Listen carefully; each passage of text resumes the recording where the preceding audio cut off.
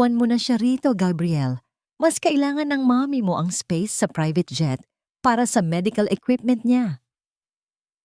Ang boses ni Sofia ay parang matalim na kutsilyong humihiwa sa gitna ng bagyo.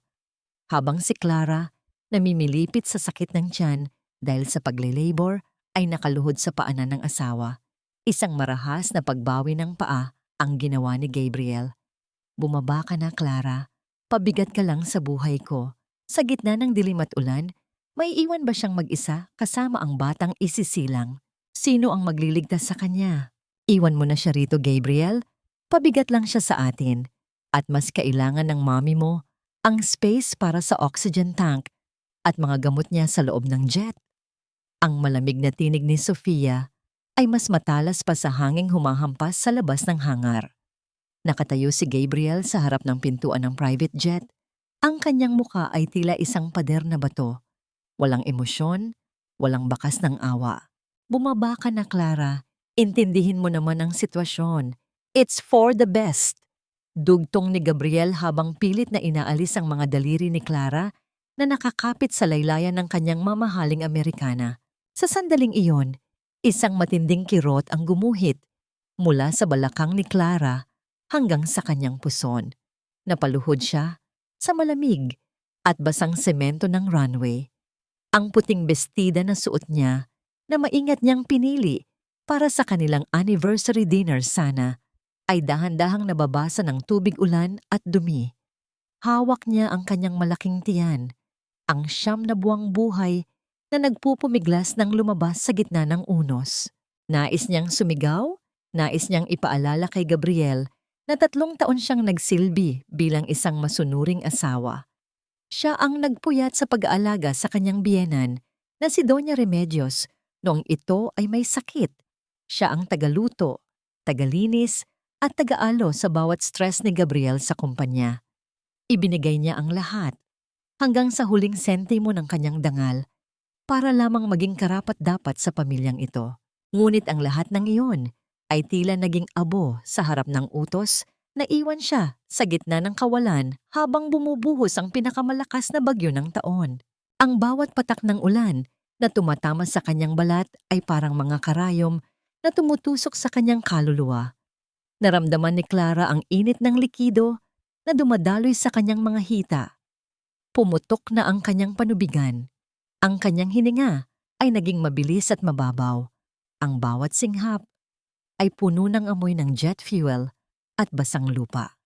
Naninigas ang kanyang mga kamao habang pilit na tinitiis ang bawat contraction na tila naggagari sa kanyang katawan. Tumingala siya. Ang kanyang mga mata ay nanlalabo dahil sa pinaghalong luha at ulan. Nakita niya ang anino ni Sofia sa likuran ni Gabriel. Suot ang isang mapang-uyam na ngiti habang hawak ang isang baso ng champagne sa loob ng mainit at marangyang cabin. Gabriel, ang anak mo. Parang awa mo na. Gabriel, ang tanging naibulalas ni Clara sa gitna ng panginginig. Ang kanyang boses ay nabaon sa ugong ng makina ng eroplano na nagsisimula ng umandar. Walang salitang binitawan si Gabriel. Isang huling tingin na puno ng pagkasuklam ang ibinigay niya bago tuluyang hinila ang pintuan ng eroplano. Ang tunog ng pagsara ng mabigat na pinto ay tila ang huling kabaong na nagbaon sa lahat ng pangarap ni Clara. Dahan-dahang umatras ang dambuhalang ibon na gawa sa bakal. Iniwan siyang mag-isa sa gitna ng malawak at madilim na runway. Ang bugso ng hangin mula sa mga turbine ay nagpatalsik sa kanya sa gilid, ngunit wala na siyang lakas para lumaban. Ang tanging naririnig na lamang niya ay ang sarili niyang pintig ng puso na unti-unting nanghihina at ang malakas na kulog na tila humahalakhak sa kanyang kinahinatnan. Nakahiga si Clara sa basang semento. Ang kanyang katawan ay nakabaluktot sa sakit. Ang bawat hapdi ng kanyang tiyan ay paalala ng isang buhay na naghahanap ng liwanag, habang siya ay unti-unti nang nilalamon ng kadiliman. Sa gitna ng kawalan ng pag-asa, isang tanong ang paulit-ulit na umalingaw-ngaw sa kanyang isipan. Mas masakit pa kaysa sa anumay physical na dusa. Ito ba ang halaga ng isang babaeng nagmahal ng tapat? Ang itapon na parang basura sa sandaling hindi na siya kailangan? Hindi na gumalaw si Clara. Hinayaan niyang balutin siya ng ulan habang ang kanyang mga kamay ay mahigpit na nakayakap sa kanyang tiyan, isang tahimik na pangako sa sanggol na nasa loob. Kung ang mundong ito ay malupit, siya ang magiging kuta. Ngunit sa ilalim ng dagundong ng langit, may makakarinig pa ba sa isang inang naghihingalo? Ang bawat pintig ng puso ni Clara ay tila isang malakas na hampas ng maso na nagpapaguho sa kanyang natitirang lakas. Nakadapa siya sa putikan, ang kanyang mga daliri ay bumaon sa basang lupa, habang ang ulan ay patuloy na bumubugbog sa kanyang likuran. Sa gitna ng dilim, ang tanging liwanag na nakikita niya ay ang papalayong ilaw ng private jet. Ang huling bakas ng lalaking nangako sa kanyang magsasama sila sa hirap at ginhawa, ngunit iniwan siya sa bingit ng kamatayan. Diyos ko, wag ang anak ko, parang awa niyo na. Ang pira-pirasong dalangin ni Clara na halos hindi na lumabas sa kanyang namumutlang labi. Isang malamig at magaspang na kamay ang biglang humawak sa kanyang balikat. Napasinghap si Clara sa gulat, ngunit ang takot ay agad napalitan ng isang kakaibang init nang marinig niya ang isang boses na basag ngunit puno ng pag-aalala. Naku, Ineng, anong ginagawa mo rito? Manganganak ka na. Si Lola Rosa, ang matandang taga-kolekta ng mga plastik at basura sa paligid ng airport, ay mabilis na naglatag ng isang sako sa maputik na lupa. Ang kanyang muka ay puno ng mga kulubot na tila mapa ng mahabang panahon ng paghihirap, ngunit ang kanyang mga mata ay nagniningning sa malasakit. Sa kabila ng kanyang sariling panghihina, buong lakas niyang inakay si Clara patungo sa isang maliit at tagping-tagping barong-barong na nakatago sa gilid ng bakod ng paliparan. Ang loob ng barong-barong ay amoy luma at basang kahoy. Isang mitya ng gasera ang nagbibigay ng kakarampot na liwanag, sapat na upang makita ni Clara ang mga anino ng mga gamit na pinulot lamang kung saan-saan. Ipinatong siya ni Lola Rosa sa isang lumang banig na may mga butas na, walang malinis na higaan, walang mga doktor, walang kagamitang medikal. Tanging ang dagundong ng kulog at ang hagupit ng hangin ang nagsilbing musika sa pagsilang ng isang bagong buhay. Ineng, kailangan mong umire. Nakikita ko na ang ulo ng bata. Magpakatatag ka para sa anak mo. Ang utos ni Lola Rosa habang nagpapakulo ng tubig sa isang kalawanging lata sa labas, hinahayaan ng ulan na maging bahagi ng proseso. Ang bawat sigaw ni Clara ay nabaon sa ingay ng unos. Naramdaman niya ang matinding pagkapunit ng kanyang laman, ang sakit na tila nanggagaling sa kailaliman ng kanyang kaluluwa. Sa bawat pag-ire naaalala niya ang mga salita ni Gabriel, ang pang-uuyam ni Sofia, at ang malamig na pagtrato ng kanyang biyenan. Ang bawat hapdi ay naging gatong sa kanyang determinasyon.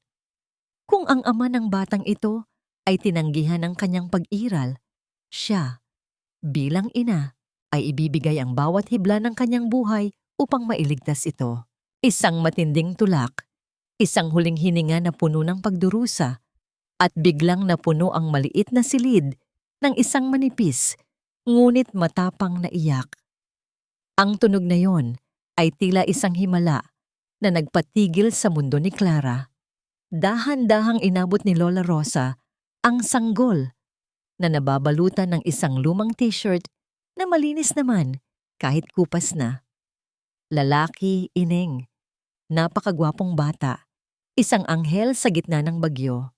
Nang ilapag ang sanggol sa dibdib ni Clara, ang lahat ng sakit ay tila naglaho.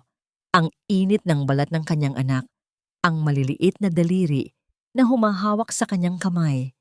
Ito ang kanyang bagong mundo.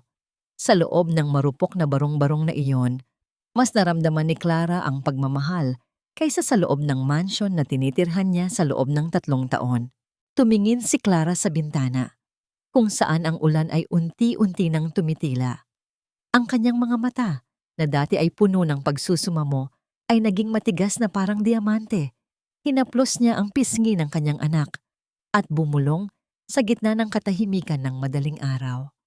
Angelo, iyan ang pangalan mo dahil ikaw ang nagligtas sa akin at isinusumpa ko, hinding-hindi ko hahayaang maranasan mo ang lupit ng pamilyang tumapon sa atin. Mula ngayon, patay na ang Clara na kilala nila. Nakatulog si Clara ng mahimbing, yakap-yakap ang kanyang anak habang si Lola Rosa ay tahimik na nagbabantay sa kanila. Ngunit sa labas, ang gabi ay hindi pa tapos. Isang itim na sasakyan ang dahan-dahang huminto malapit sa bakod. Ang mga ilaw nito ay nakatutok sa dampa kung saan nagtatago ang katotohanang nais ibaon ni Gabriel sa limot. May nakakita ba sa kanila?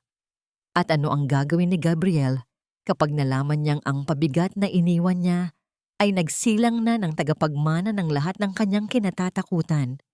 Huwag mong dungisan ang gate namin, Clara. Baka mahawa kami sa amoy ng basurang daladala mo. Ang boses ni Doña Remedios ay pumailan lang mula sa intercom ng dambuhalang gate ng mansion. Nakatayo si Clara sa labas. Ang kanyang katawan ay nanginginig pa sa panghihina 3 araw pa lamang matapos siyang manganak.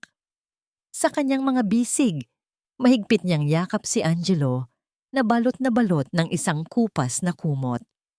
Ang sikat ng araw ay tila nakikisali sa pagpaparusa sa kanya. Nanunuot ang init sa kanyang namumutlang balat. Ma, kukunin ko lang po ang mga gamit ko. Ang birth certificate ko, ang passport, kahit ang mga damit ko lang po. Ang pagsusumamo ni Clara. Ang kanyang boses ay paos, halos isang bulong na lamang sa gitna ng ingay ng mga sasakyang dumadaan sa harap ng subdibisyon. Bumukas ang maliit na pintuan ng gate, ngunit hindi ang inaasahang pagtanggap ang bumungad sa kanya. Lumabas si Sofia, suot ang isang mamahaling silk robe na kilala ni Clara. Iyon ang robe na regalo sa kanya ni Gabriel noong nakaraang Pasko. Ang bawat hakbang ng mga takong ni Sofia sa semento ay tila mga hudyat ng paparating na gulo. Ito ba ang pakay mo? Ang tanong ni Sofia habang iwinawagayway ang isang maliit na bag. Wala na rito ang mga dokumento mo, Clara. Sabi ni Gabriel. Sinunog na niya ang lahat ng bakas ng pagkakamali niya. At ang mga damit mo, ipinamigay na namin sa charity. Mukhang mas kailangan mo naman yata ng tulong ngayon.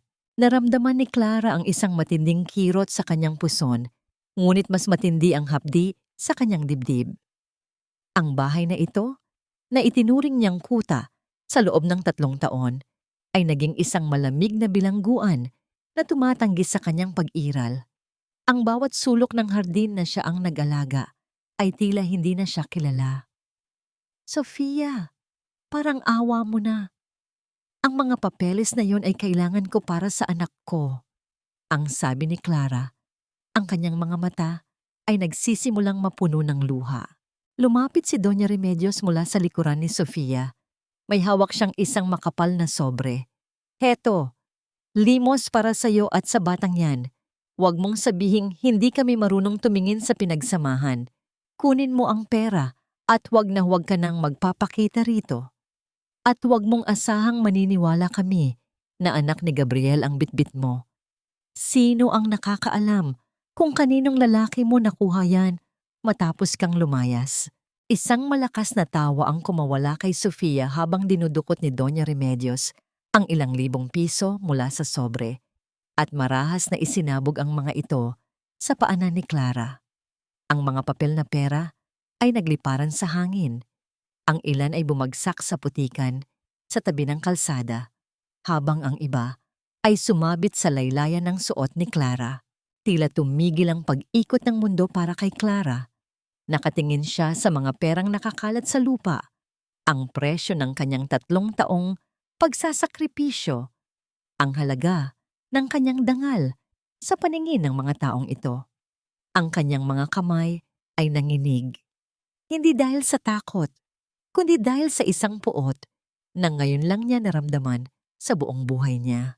Dahan-dahan siyang yumuko, hindi upang pulutin ang pera, kundi upang masiguraduhin ang pagkakayakap kay Angelo. Tumingala siya kay Doña Remedios at Sofia. Ang kanyang mga mata ay wala ng bakas ng luha, tanging isang malamig at matalim na titig na nagpatigil sa tawanan ng dalawa. Ang perang ito ay hindi makakabili ng kahihiyang ginagawa niyo sa akin ngayon, ang sabi ni Clara. Ang bawat salita ay malinaw at buo. Itabi niyo ang limos niyo.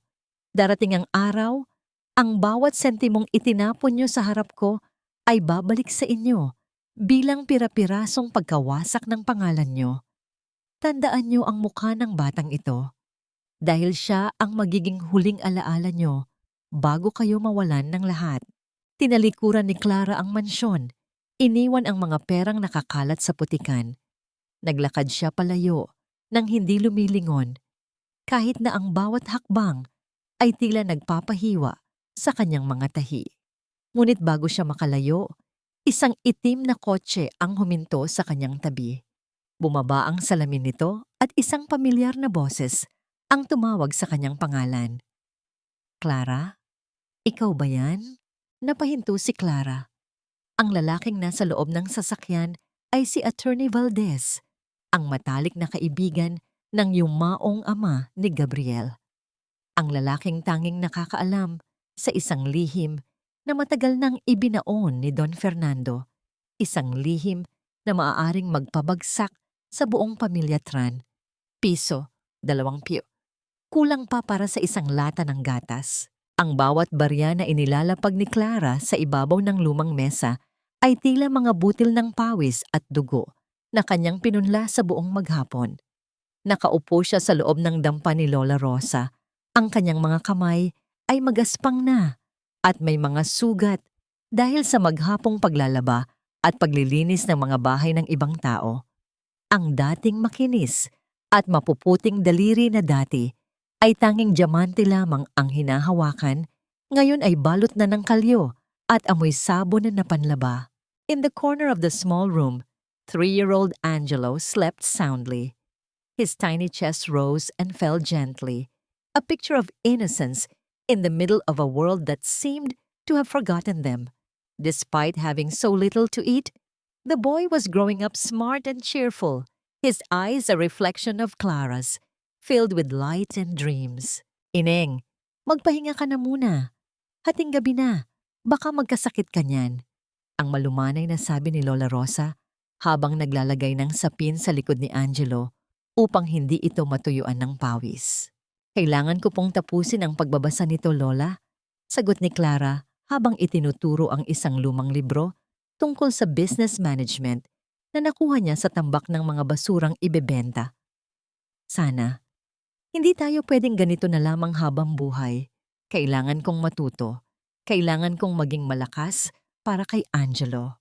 Sa bawat gabing tahimik, sa ilalim ng kukurap-kurap na liwanag ng isang pirasong kandila, binubuhay ni Clara ang kanyang diwa. Ang bawat pahina ng libro ay tila isang hagdan na kanyang inaakyat mula sa hukay ng kawalan ng pag-asa. Hindi lamang siya isang labandera sa paningin ng mundo. Sa loob ng kanyang puso, siya ay isang reynang naghahanda para sa kanyang muling pagluklok. Naalala niya ang pakikipagtagpo kay Attorney Valdez, ilang taon na ang nakalilipas. Ang abogado ay patuloy na nagpapadala ng mga mensahe, nag-aalok ng tulong na nagmula sa isang lihim na pondo ni Don Fernando. Ngunit sa loob ng mahabang panahon, tinanggihan ito ni Clara dahil sa kanyang dangal. Nais niyang tumayo sa sariling mga paa. Nais niyang patunayan na ang basura na itinapon ni Gabriel ay kayang maging ginto nang walang tulong mula sa pamilya nito. Isang gabi, habang nag-aayos ng mga gamit, nakahanap si Angelo ng isang piraso ng uling. Imbes na maglaro, iginuhit ng bata sa dingding ng dampa ang isang malaking gusali. Mama, balang araw. Titira tayo dyan. Hindi na tayo mababasa ng ulan.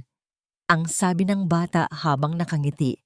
Ang kanyang mukha ay may uling, ngunit ang kanyang mga mata ay puno ng pananalig. Niyakap ni Clara ang anak ng napakahigpit. Ang bawat luhang pumatak sa kanyang pisngi ay hindi na luha ng sakit, kundi luha ng isang matinding panunumpa. Ang kanyang katawan ay pagod, ang kanyang sikmura ay madalas na kumakalam, ngunit ang kanyang espiritu ay mas matatag pa sa anumang bagyong dumaan. Nabalik lamang ang kanyang ulirat nang marinig ang isang malakas na katok sa kanilang marupok na pintuan. Hindi iyon ang karaniwang katok ng mga kapitbahay. Iyon ay isang serye ng 3 mabibigat na pukpok na tila may dalang mahalagang balita. Nang buksan ni Clara ang pinto, tumambad sa kanya si Attorney Valdes. Suot ang isang seryosong muka at hawak ang isang dyaryo na may petsa sa araw na yon. "Clara, tapos na ang panahon ng pagtatago," ang sabi ng abogado habang ipinapakita ang headline sa front page. "Tran Group in Crisis, Internal Power Struggle Threatens the Family Empire." Kailangan ka ng kumpanya, Clara. Hindi bilang asawa ni Gabriel, kundi bilang ang tanging taong may hawak ng huling habilin ni Don Fernando na magliligtas sa libu-libong empleyado mula sa kapahamakan. Ang tanong, handa ka na bang harapin ang mga demonyong sumira sa buhay mo? Tiningnan ni Clara ang kanyang mga sugatang kamay. Pagkatapos ay tumingin siya kay Angelo na mahimbing pa ring natutulog. Isang malamig na ngiti ang sumilay sa kanyang mga labi. Isang-isang ngiting hindi pa nakikita ni Gabriel sa buong buhay nila. "Hindi ko lang sila haharapin, Attorney Valdes. Babawiin ko ang lahat ng kinuha nila sa akin. At higit pa." Ngunit sa likod ng determinasyong ito, isang panganib ang naghihintay. Dahil sa kabilang panig ng lungsod, si Sofia ay nagsisimula na ring magduda kung nasaan ang nawalang asawa ni Gabriel at gagawin niya ang lahat upang masiguradong hindi na muling makakatapak si Clara sa pintuan ng mga Tran. "Ang lahat ng pagdurusa mo, Clara ko mo, ay binalak at pinag-isipan ng pamilya Tran. Hindi ka lang basta iniwan sa gitna ng bagyo dahil sa galit. Iniwan ka nila dahil kailangan nilang mawala ka." Ang mga salitang yon ni Attorney Valdes ay tila isang malakas na sampal na yumanig sa buong pagkatao ni Clara. Sa sandaling iyon, hawak-hawak ni Clara ang isang maliit at tuyong galunggong na nililinis niya para sa hapunan ni Angelo. Ang kanyang mga daliri na nanginginig sa lamig ng gabi ay biglang naging estatwa sa ibabaw ng hapagkainan. Ang dumi sa kanyang mga kuko mula sa paglalaba sa maghapon ay naging kabaligtaran ng puting-puting papel na inilatag ng abogado sa kanyang harap. Isang dokumentong may selyo ng batas, ngunit may amoy ng pagtataksil na mas masangsang pa sa bulok na isda. "Ano ang ibig ninyong sabihin, attorney?" ang tanong ni Clara. Ang kanyang boses ay parang isang marupok na sinulid na anumang sandali ay mapuputol. Huminga ng malalim si Attorney Valdes bago itinuro ang isang talata sa dokumento. Bago pumanaw si Don Fernando, gumawa siya ng isang kodisil o dagdag na huling habilin. Alam niya ang ugali ng kanyang anak na si Gabriel at ang kasakiman ni Doña Remedios. Nakasaad dito na ang 40% ng shares ng kumpanya ay automatikong mapupunta sa magiging unang apo sa ilalim ng pangangalaga ng ina nito. Ngunit may isang kondisyon, Clara. Napahawak si Clara sa kanyang dibdib. Naramdaman niya ang mabilis na kabog ng kanyang puso na tila isang ibon na nagpupumigla sa loob ng hawla. Kapag ang asawa ay lumayas, nagtaksil, o iniwan ng tahanan ng walang pahintulot ng may asawa, bago isilang ang bata, mawawala ang lahat ng karapatan niya sa shares na ito. Pagpapatuloy ni Attorney Valdes. Kaya kanila itinapon sa gitna ng bagyo. Kailangan nilang palabasin na iniwan mo sila. Na nawala ka na lamang na parang bula. Upang makuha nila ang kontrol sa yaman ni Angelo. Tila tinunaw ng asidong katotohanan ang puso ni Clara. Naalala niya ang bawat segundo ng gabing iyon sa runway. Ang malamig na titig ni Gabriel, ang mapanuyang tawa ni Sofia. Hindi lamang pala ito dahil sa pag-ibig sa ibang babae. Ito ay isang kalkuladong krimen upang nakawan ang sarili nilang dugo at laman. Naramdaman ni Clara ang pag-akyat ng init sa kanyang lalamunan, isang halo ng pagsusuka at matinding puot. Ang kanyang mga mata ay nanatiling nakatitig sa dokumento Ngunit ang nakikita niya ay ang mukha ni Angelo na natutulog sa tabi. Ang kanyang anak, na isinilang sa putikan, ay ang tunay na tagapagmana ng isang imperyong itinayo sa kasinungalingan. Ginamit nila ang buhay ko, attorney. Ginamit nila ang buhay ng anak ko para sa pera. Ang bulong ni Clara. Ang kanyang mga kamao ay unti-unting nagkulay ube sa higpit ng pagkakasara. Pinanood ako ni Gabriel na magmakaawa habang lumalabas ang bata.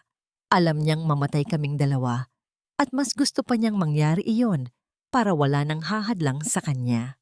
Tumayo si Clara mula sa kanyang pagkakaupo. Ang dampa ni Lola Rosa, na dati ay tila isang ligtas na kanlungan, ngayon ay naging masyadong maliit para sa higante ng galit na nabubuhay sa loob niya. Nilapitan niya ang bintanang gawa sa kawayan at tumingin sa malayo, kung saan ang mga ilaw ng syudad ay kumikislap na parang mga mapanlinlang na bituin. May paraan ba, attorney? Ang tanong niya. Ang kanyang tinig ay wala ng bakas ng takot. Ito ay naging malamig, matigas, at puno ng otoridad. Mayroon, Clara. Ang dokumentong ito ay hindi nila nakuha dahil itinago ito ni Don Fernando sa akin. Sa ilalim ng batas, ikaw pa rin ang legal na asawa at si Angelo ang legal na tagapagmana. Ngunit kailangan mong pumasok sa kumpanya. Kailangan mong patunayan na ikaw ay buhay at handang bawiin ang para sa anak mo. Tumingin si Clara sa kanyang mga palad. Ang mga sugat mula sa sabon na panlaba ay tila naging mga marka ng digmaan. Dahan-dahan niyang kinuha ang dokumento at maingat na itinupi ito. Ibibigay ko sa kanila ang hinahanap nila, ang wika niya sa sarili. Akala nila ay nabaon na nila ako sa putik ng airport na yon. Hindi nila alam, ang putik na yon ang nagpatibay sa pundasyon ng aking pagbabalik. Isang munting hikbi ang narinig mula sa sulok ng dampa. Nagising si Angelo at kinukuskos ang kanyang mga mata habang naghahanap sa kanyang ina. Nilapitan siya ni Clara at niyakap ng napakahigpit. Amoy araw at amoy pangarap ang kanyang anak. Sa bawat haplos niya sa buhok ng bata, isang plano ang nabubuo sa kanyang isipan. Hindi na siya ang Clara na iiyak para sa pag-ibig. Siya na ang Clara na lalamon sa mga taong nagnakaw ng kanyang kahapon. Ngunit paano siya magsisimula sa isang mundong kontrolado ng pera ni Gabriel? At sino ang misteryosong tao na nagpapadala ng mga mensahe kay Attorney Valdez na tila may mas malalim pang motibo sa pagtulong sa kanya? Habang lumalalim ang gabi, isang anino ang nakatayo sa labas ng dampa. Pinapanood ang bawat galaw ni Clara mula sa dilim. Isang bagong laro ang magsisimula at ang taya ay hindi lamang pera, kundi ang mismong buhay ng huling tagapagmana ng mga Tran. Saksi ang buong Maynila, Gabriel. Ang gabing ito ang magpapatunay na ang pamilya, Tran pa rin ang hari ng industriya at wala nang sinumang basura ang makakaharang sa atin. Ang boses ni Sofia ay puno ng kapalaluan habang nakakapit sa braso ni Gabriel sa gitna ng naglalakihang chandelier ng Manila Hotel Ballroom. Nakasuot siya ng isang makinang na gown na gawa sa purong sutla, habang si Gabriel ay nakatayo ng matikas sa kanyang mamahaling tuksido. Ngunit sa likod ng kanilang mga ngiti, may bakas ng kaba dahil sa unti-unting paghina ng kanilang stocks sa merkado. Ang gabing ito ay dapat maging tagumpay nila, isang pagpapakitang gilas upang itago ang nabubulok na pundasyon ng kanilang kumpanya. Sa gitna ng tawanan at tunog ng mga musikang nagmumula sa mga biolin, biglang bumukas ang dambuhalang pinto ng ballroom. Ang lahat ng mata ay lumingon. Ang ingay ng mga usapan ay biglang napalitan ng isang nakabibinging katahimikan na tila ba ang hangin ay hinigop palabas ng silid. Isang babae ang pumasok. Ang kanyang tindig ay tuwid at puno ng dignidad, tila isang reynang nagbabalik mula sa mahabang pagkakatapon. Nakasuot siya ng isang eleganteng gown na kulay asul na kasing dilim ng langit bago ang bagyo. Ang bawat hakbang ng kanyang mga takong sa makinis na sahig ay may dalang kapangyarihan, isang ritmo ng determinasyon na hindi matitinag. Ang kanyang buhok na dati ay laging nakapusod dahil sa pagtatrabaho sa labandera. Ngayon ay nakaladlad sa kanyang balikat na parang alo ng itim na seda. Ang kanyang mukha na dati ay puno ng pagod at luha, ngayon ay nagliliwanag sa ganda at talino. Ngunit ang pinakamahalaga ay ang kanyang mga mata. Malamig, matalim, at walang bakas ng takot. Nabitawan ni Gabriel ang hawak niyang baso ng champagne, ngunit bago pa ito tumama sa sahig, ay naramdaman na niya ang panlalamig ng kanyang buong katawan. Clara? Ang bulong niya na halos hindi lumabas sa kanyang lalamunan. Hindi pinansin ni Clara ang mga bulong-bulungan ng mga tao. Naglakad siya ng diretso sa gitna ng silid kung saan nakatayo ang pamilya Tran. Sa bawat hakbang, naalala niya ang bay ng semento sa airport. Naalala niya ang gutom. Naalala niya ang bawat gabi na pinapanood niyang matulog si Angelo sa ilalim ng tumutulong bubong. Ang lahat ng sakit na yon ay naging sandata niya sa gabing ito. Magandang gabi, Gabriel. Magandang gabi, Doña Remedios. Ang bati ni Clara. Ang kanyang boses ay malamyos, ngunit may talim ng isang kutsilyo. Mukhang nagugulat kayo na makita ako. Akala niyo ba ay tuluyan na akong nilamon ng bagyong ibinigay niyo sa akin 5 taon na ang nakalilipas? Namutla si Doña Remedios. Ang kanyang mga kamay ay napakapit ng mahigpit sa kanyang perlas na kwintas. Anong karapatan mong pumasok dito? Isa kang hampas lupa. Security. Paalisin ang babaeng ito. Isang lalaking naka-Amerikana ang humakbang mula sa likuran ni Clara. Ipagpatawad niyo, Doña Remedios. Ngunit ang babaeng tinatawag niyo na hampas lupa ay ang bagong hirang na Chief Strategic Officer ng Imperial Group. Ang kumpanyang kamakailan lang ay bumili ng 40% ng inyong mga utang. Tila tumigil ang pagtibok ng puso ni Gabriel. Ang Imperial Group ang kanilang pinakamalaking kalaban, ang higanting unti-unting lumalamon sa kanilang mga negosyo. At ngayon, ang babaeng itinapon niya sa putikan ang siyang may hawak ng leeg ng kanyang pamilya. Lumapit si Clara kay Gabriel, sapat na upang maamoy ng lalaki ang bango ng tagumpay na nagmumula sa kanya.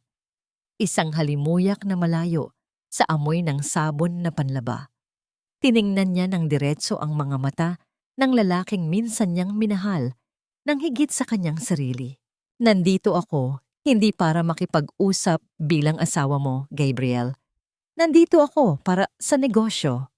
Ang bulong ni Clara, sapat lamang upang silang dalawa ang makarinig. Ang bawat luha na pumatak mula sa mga mata ko noon ay may katumbas na halaga ngayon. At sinisigurado ko sa'yo, hindi ka makakabayad ng buo. Tumalikod si Clara at hinarap ang mga mamamahayag na nagsisimula ng magkumpulan. Sa gitna ng pagkislap ng mga kamera, isang mapait na ngiti ang sumilay sa kanyang mga labi. Alam niyang ito pa lamang ang simula. Ang tunay na laban ay wala sa loob ng ballroom na ito, kundi sa mga dokumentong hawak ni Attorney Valdez na nagpapatunay na ang batang naiwan sa dampa ay ang tunay na may-ari ng lahat ng kumpanyang kinatatayuan nila. Ngunit habang naglalakad palayo, naramdaman ni Clara ang isang pamilyar na pananakit sa kanyang dibdib. Hindi dahil sa pag-ibig, kundi dahil sa panganib.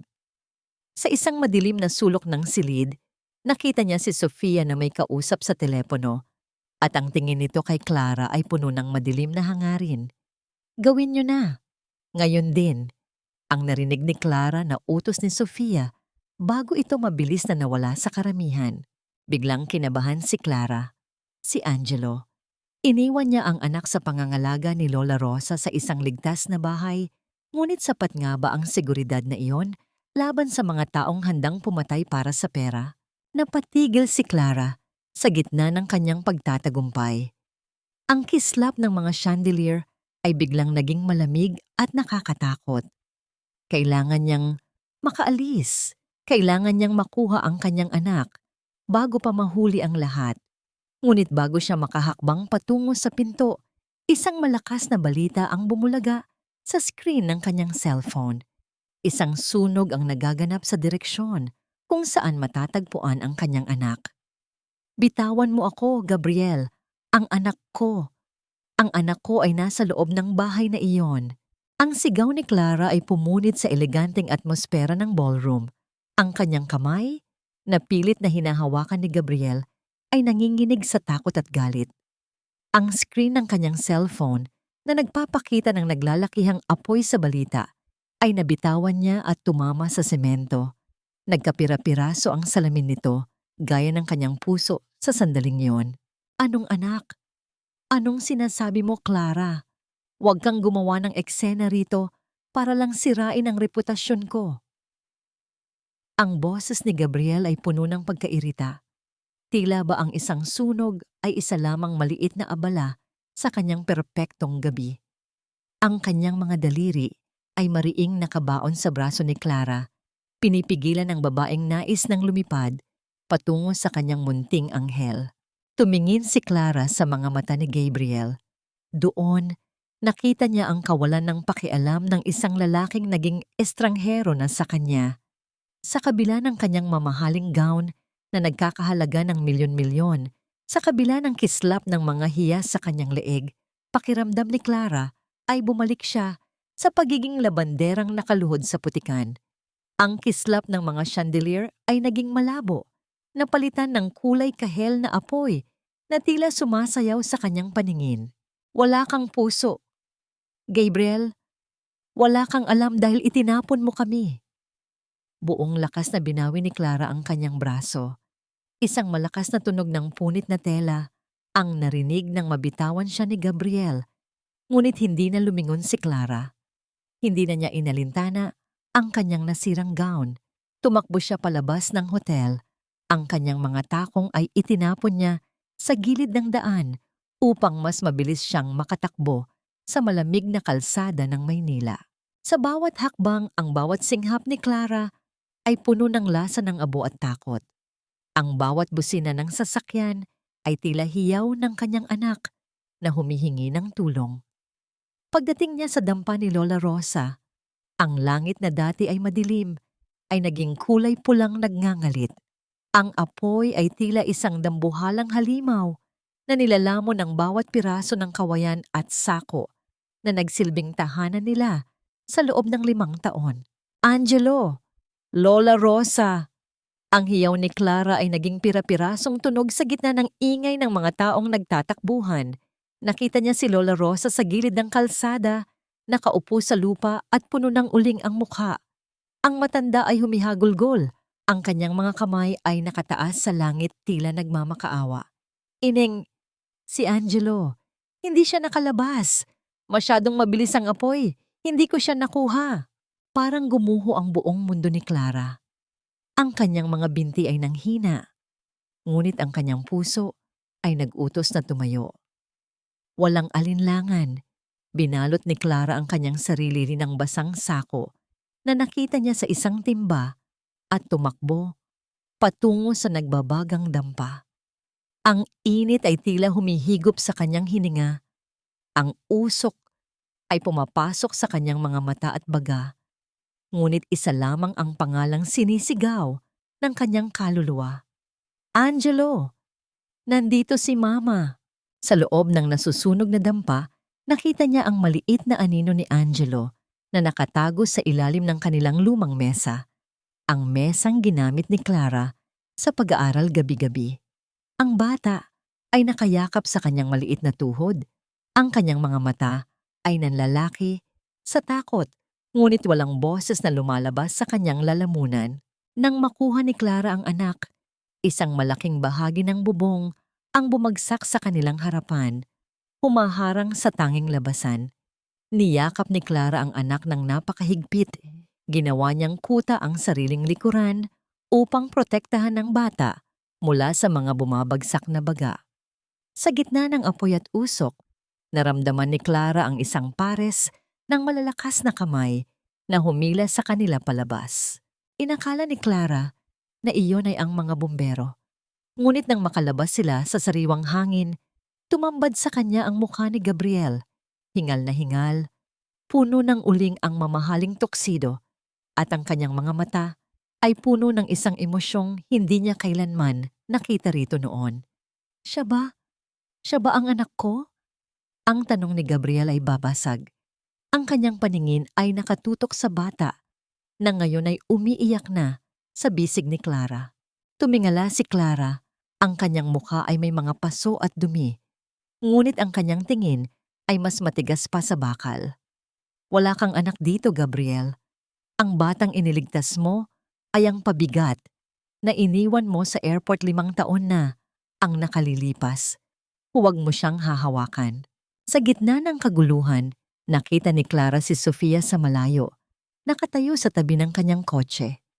Ang mukha nito ay hindi na mapang-api, kundi puno ng takot dahil hindi nagtagumpay ang kanyang plano. Ang sunog ay hindi aksidente, isang amoy ng gasolina ang nanunuot sa paligid ng dampa. Niyakap ni Clara si Angelo at tumayo ng tuwid sa harap ni Gabriel. Ang bawat patak ng luha ng kanyang anak ay naging selyo ng kanyang panunumpa. Ang laban ay hindi na lamang tungkol sa yaman o posisyon sa kumpanya. Ito ay tungkol sa dugo na pilit nilang itinatanggi. Attorney Valdez, ang tawag ni Clara sa abogadong kadarating lang din sa pinangyarihan. Ilabas mo ang lahat ng ebidensya. Ngayong gabi, sisiguraduhin nating walang matitirang bato sa palasyong itinayo nila sa ibabaw ng aming mga buhay. Ngunit sa kabila ng katapangan ni Clara, naramdaman niya ang unti-unting pagbigat ng kanyang paningin. Ang paso sa kanyang likuran ay nagsisimula ng kumirot ng matindi at ang huling nakita niya bago siya mawalan ng malay ay ang mukha ni Angelo na tumatawag sa kanya at si Gabriel na pilit siyang inaabot. Ngunit huli na ang lahat. Ang lihim ng pamilya Tran ay hindi na lamang basta nakatago sa mga dokumento.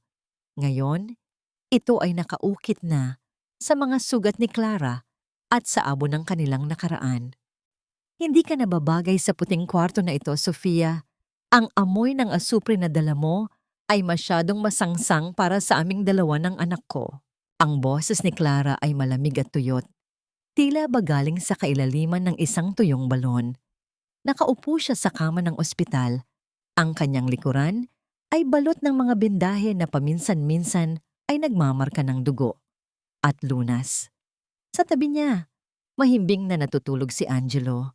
Ang maliit na kamay ng bata ay mahigpit na nakahawak sa laylayan ng suot ng kanyang ina. Na tila ba natatakot na sa isang kisap mata ay muli silang paghiwalay ng apoy. Napatigil si Sofia sa pintuan. Ang kanyang mukha na dati ay puno ng yabang ay ngayon ay tila isang maskarang pilit na itinatago ang takot.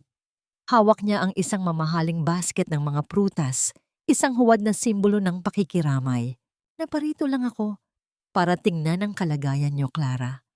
Balita ko ay nasunog ang dampa niyo. Isang malungkot na aksidente. Ang sabi ni Sofia. Ngunit ang kanyang mga mata ay hindi makatingin ng diretso. Ang bawat salita niya ay tila isang dulas ng ahas sa gitna ng damuhan. Isang mapait na ngiti ang sumilay sa labi ni Clara. Naramdaman niya ang matinding kirot sa kanyang likuran.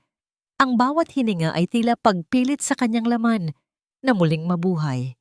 Ang hapdi ng paso ay paalala ng bawat sandali na narinig niya ang iyak ni Angelo sa gitna ng usok. Aksidente. Ang pag-uulit ni Clara, ang kanyang tinig ay unti-unting lumalakas. Puno ng otoridad na hindi kailanman nakita ni Sofia noon. Ang aksidente ay ang pagkikita nating dalawa, Sofia. Ngunit ang apoy na tumupok sa tahanan ko, iyon ay isang krimen. At alam nating dalawa kung kaninong mga kamay ang may hawak ng posporo. Padabog na ibinaba ni Sofia ang basket sa mesa, ang tunog ng pagtama ng kahoy sa semento ay tila isang hudyat ng digmaan. Wala kang ebidensya, Clara. Isang hamak na labandera ka lang na nagpapanggap na CSO ng kung anong kumpanya. Huwag mo akong babantaan. Hindi kita binabantaan, Sofia. Ipinapaalam ko lang sa'yo ang tadhana mo. Ang sagot ni Clara, habang dahan-dahang kinukuha ang isang maliit na recorder mula sa ilalim ng kanyang unan. Ang bawat segundong narinig sa loob ng ballroom bago ang sunog, ang pag-uusap ni Sofia sa telepono ay malinaw na umalingaw-ngaw sa silid. Bumukas ang pinto at pumasok si Gabriel. Ang kanyang hitsura ay malayo sa dating maayos na si Gabriel. Ang kanyang mga mata ay lubog at ang kanyang balikat ay tila may pasang dambuhalang bigat. Nakita niya ang tensyon sa pagitan ng dalawang babae at ang kanyang paningin ay agad na pumatak sa natutulog na si Angelo. Clara, tungkol sa bata, ang simula ni Gabriel, ang kanyang boses ay nanginginig sa pag-aalinlangan. Ang tungkol sa bata ay hindi para sa'yo, Gabriel, putol ni Clara. Huwag kang lumapit. Ang bawat hakbang mo patungo sa kanya ay isang paglapastangan sa bawat gabing nagutom siya habang ikaw ay nagpapakasasa sa karangyaan kasama ang babaeng ito. Siya ang anak ko. May karapatan ako. Ang sigaw ni Gabriel na tila ba ang pagsigaw ay sapat na upang mabura ang 5 taon ng pagpapabaya. Tumayo si Clara mula sa kama. Hindi inalintana ang matinding sakit na gumuguhit sa kanyang likuran. Bawat galaw niya ay isang sakripisyo, ngunit tinitiis niya ito upang pantayan ang taas ng tingin ni Gabriel. Tumayo siya sa harap ng kanyang asawa. Ang kanilang mga hininga ay nagtatagpo. Ang isa ay puno ng pagsisisi at ang isa ay puno ng apoy ng paghihiganti. Ang karapatan mo ay namatay kasabay ng paglipad ng private jet mo noong gabing iyon, ang bulong ni Clara. Ngayon, ang tanging papel mo sa buhay namin ay ang pirmahan ng lahat ng dokumentong ibibigay ni Attorney Valdez. Isusuko mo ang lahat ng shares mo sa kumpanya kay Angelo. Iyon ang tanging paraan para hindi ko ipakulong ang magaling mong kalaguyo. Namilog ang mga mata ni Sofia sa gulat. Gabriel, huwag kang makikinig sa kanya. Sinisiraan niya lang ako. Ngunit hindi na nakatingin si Gabriel kay Sofia. Ang kanyang buong atensyon ay nasa kanyang asawa na ngayon ay tila isang dambuhala sa kanyang paningin. Sa kauna-unahang pagkakataon, nakaramdam si Gabriel ng tunay na takot. Hindi dahil sa mawawala ang kanyang yaman, kundi dahil napagtanto niyang ang babaeng binaliwala niya ay ang tanging taong tunay na nagmahal sa kanya at ngayon ay siya ring wawasak sa kanya. Piliin mo, Gabriel, ang hamon ni Clara, ang kumpanyang minana mo o ang babaeng pumatay sana sa sarili mong anak. Ngunit tandaan mo, alin man ang piliin mo, hinding-hindi mo na muling maririnig na tawagin ka ni Angelo na Papa. Nanatiling tahimik ang silid, tanging ang tunog ng aircon at ang mahinang hilik ni Angelo ang maririnig. Ang bawat segundo ay tila 1 taon ng paghihintay. Isang desisyon ang dapat gawin, isang buhay ang mababago. Ngunit bago pa makapagsalita si Gabriel, bumukas muli ang pinto. Si Doña Remedios ay pumasok, ang kanyang mukha ay pulang-pula sa galit. Hawak ang isang legal na papel na tila ba ito ang kanyang huling baraha. Walang pipirmahan ang anak ko at kukunin namin ang bata. Sa ayaw mo na ayaw mo at sa gusto. Ang bulyaw ng matanda. Napangiti si Clara, isang malamig at nakakatakot na ngiti. Ang bitag ay nakahanda na at ang buong pamilya Tran ay sabay-sabay na nahulog dito. Clara, naalala mo pa ba ang pangako natin sa ilalim ng punong ito? Sabi ko, kahit anong mangyari, tayo ang magkasama hanggang sa huli. Nagkamali ako, Clara. Nilamon ako ng takot at ng dikta ni Mommy, pero ikaw pa rin ang tanging babaeng minahal ko. Ang tinig ni Gabriel ay parang isang malambot na musika na pilit humahaplos sa mga sugat ni Clara. Nakaupo sila sa isang bangko sa hardin ng ospital kung saan ang malamlam na ilaw ng dapit hapon ay nagbibigay ng madamdaming anyo sa mukha ni Gabriel. May hawak siyang isang maliit na pilus na kahon. Ang kanilang wedding ring na akala ni Clara ay matagal na niyang itinapon sa putikan ng airport. Tumingin si Clara sa mga mata ng asawa. Nakita niya ang pamilyar na kislap na dati ay nagpapalunod sa kanya sa pag-ibig. Ngunit ngayon, sa likod ng mga matatamis na salitang iyon, ang nakikita ni Clara ay ang isang taong desperadong isalba ang kanyang bumabagsak na kumpanya. Alam ni Clara na nabalitaan na ni Gabriel ang tungkol sa malaking puhunan na dala niya mula sa Imperial Group. Ang bawat buntong hininga ni Gabriel ay hindi galing sa pagsisisi, kundi galing sa pangangailangan. Minahal mo ako, Gabriel? O minahal mo ang ideya na may isang tangang babaeng magsisilbi sa'yo habang ikaw ay nagpapakasasa sa iba? Ang mahinahong tanong ni Clara. Ang kanyang boses ay walang galit. Tanging isang malamig na kuryosidad na tila ba sinusuri niya ang isang insekto sa ilalim ng mikroskopyo. Dahan-dahang hinawakan ni Gabriel ang kamay ni Clara. Ang kanyang mga daliri ay mainit.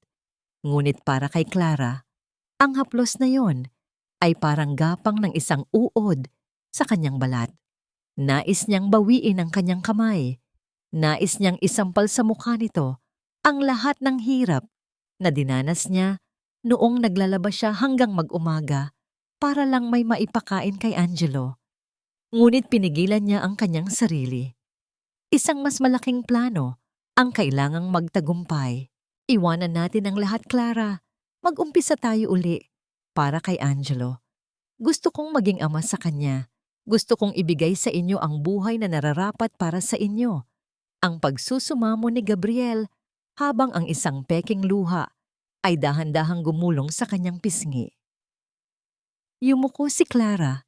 Hinayaan niyang mahulog ang ilang hibla ng kanyang buhok upang itago ang mapait na ngiti sa kanyang mga labi.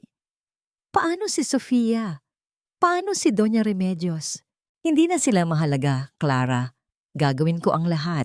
Pipirmahan ko ang kahit anong gusto mo, basta bumalik ka lang sa akin. Ibibigay ko ang kalahati ng shares ko sa pangalan niyo ni Angelo, patunay ng aking katapatan. Narito na. Ang isdang naghahanap ng pain ay sa wakas ay kumagat na sa kawil. Inangat ni Clara ang kanyang mukha at sa pagkakataong ito, hinayaan niyang makita ni Gabriel ang isang anyo ng paglambot. Gagawin mo ba talaga iyon, Gabriel? Iiwan mo ang lahat para sa amin. Pangako, Clara. Sa harap ng Diyos at sa harap ng anak natin. Sa hindi kalayuan, sa likod ng mga malalagong halaman ng hardin, nakatago si Sofia.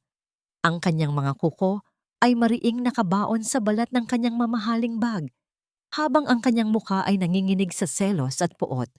Narinig niya ang lahat. Narinig niya ang bawat pangako ni Gabriel na itatapon siya na parang basahan para lamang makuha ang pera at suporta ni Clara. Ang galit na dati ay nakatuon lamang kay Clara ay ngayon ay unti-unti nang lumilipat patungo sa lalaking akala niya ay kanyang kakampi. Hinalikan ni Gabriel ang likod ng palad ni Clara, isang galaw na puno ng huwad na romansa. Bukas na bukas, pupunta tayo sa opisina ni Attorney Valda. Ayusin natin ang lahat. Muli tayong magiging isang pamilya. Sige, Gabriel, maghihintay ako. Ang sagot ni Clara, ang kanyang tinig ay tila isang sumusukong asawa. Nang makaalis si Gabriel na may dalang tagumpay sa kanyang mga hakbang, tumayo si Clara. Inilabas niya ang kanyang panyo at marahas na pinunasan ang bahagi ng kanyang kamay na hinalikan ng lalaki.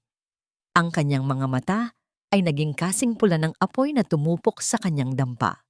Kinuha niya ang kanyang cellphone at tinawagan si Attorney Valdez. Attorney, handa na ang lahat. Bukas, sisiguraduhin nating ang lahat ng shares na ibibigay niya ay hindi mapupunta sa isang pagsasama, kundi sa isang ganap na pagpapatalsik sa kanya sa sarili niyang kumpanya. Hayaan nating isipin niyang nanalo siya. Ngunit habang naglalakad pabalik sa silid ni Angelo, naramdaman ni Clara ang isang anino sa kanyang likuran. Isang mabilis na hakbang at bago pa siya makalingon, isang matalim na bagay ang naramdaman niyang nakatutok sa kanyang tagiliran.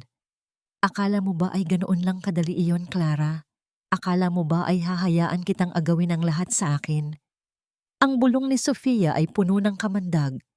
Ang kanyang mga mata ay nanlilisik sa dilim ng pasilyo ng ospital. Napatigil si Clara. Ang kaba sa kanyang dibdib ay hindi dahil sa takot para sa kanyang sarili, kundi para sa kanyang anak na nasa loob lamang ng pintuang malapit sa kanila. Ang bitag ng pag-ibig ni Gabriel ay naging isang madugong laro ng paghihiganti ni Sofia. Mapoprotektahan ba ni Clara ang kanyang tagumpay? O ang gabi bang ito ang magiging huling pagkakataon na mayayakap niya si Angelo? Huwag kang gagalaw, Clara. Isang mabilis na baon lang nito sa tagiliran mo. At tapos na ang lahat ng pagpapanggap mo bilang reyna. Ang boses ni Sofia ay nanginginig, hindi dahil sa takot, kundi dahil sa isang baliw na galit na matagal na niyang kinikimkim. Ang talim ng isang maliit na balisong ay mariing nakadiin sa sutlang tela ng damit ni Clara. Ramdam ni Clara ang lamig ng bakal na nanunuot sa kanyang balat. Isang babala na ang kamatayan ay isang dangkal na lamang ang layo. Sa gitna ng madilim na pasilyo ng ospital, kung saan ang tanging maririnig ay ang mahinang ugong ng aircon at ang layo ng mga yabag ng mga nurse, tumingin ng diretso si Clara sa mga mata ni Sofia. Walang bakas ng pagsusumamo sa mga mata ni Clara. Ang 5 taon ng paghihirap sa kalsada ay nagturo sa kanya na ang takot ay isang luho na hindi niya kayang bayaran. Gawin mo, Sofia. Isaksak mo. Ang hamon ni Clara. Ang kanyang boses ay kasing lamig ng semento sa ilalim ng kanilang mga paa. Ngunit tandaan mo, sa oras na tumulo ang dugo ko, hindi mo na makukuha ang yaman ni Gabriel at mas lalong hindi mo makukuha ang lalaking handa kang itapon para lang sa pera ko. Sa kulungan ang bagsak mo habang pinapanood mo kaming maging masaya ng anak ko. Nanginig ang kamay ni Sofia. Ang kanyang mukha ay namutla. Ang pawis ay dahan-dahang gumugulong mula sa kanyang noo. Akala mo ba ay natatakot ako? Wala na akong pakialam. Ninakawan mo ako ng buhay, Clara. Akin dapat ang lahat ng ito. Saka mo na sabihin ang tungkol sa pagnanakaw kapag naipaliwanag mo na sa mga pulis kung saan napunta ang 50 milyong piso na kinuha mo sa pondo ng kumpanya nitong nakaraang 2 taon. Napatigil si Sofia. Ang talim ng balisong ay bahagyang lumayo sa tagiliran ni Clara. Anong sinasabi mo? Dahan-dahang inilabas ni Clara ang kanyang cellphone. Sa screen nito ay isang listahan ng mga bank transfers, mga peking invoices at mga dokumentong nagpapatunay ng sistematikong paglustay ni Sofia sa pera ng pamilya Tran. Ito ang bunga ng mga gabing puyat ni Clara sa pag-aaral ng mga financial statements ng kumpanya ni Gabriel sa tulong ng Imperial Group.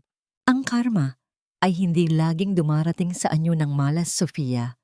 Minsan, dumarating ito sa anyo ng isang digital file. Ang sabi ni Clara, ang kanyang boses ay puno ng tagumpay.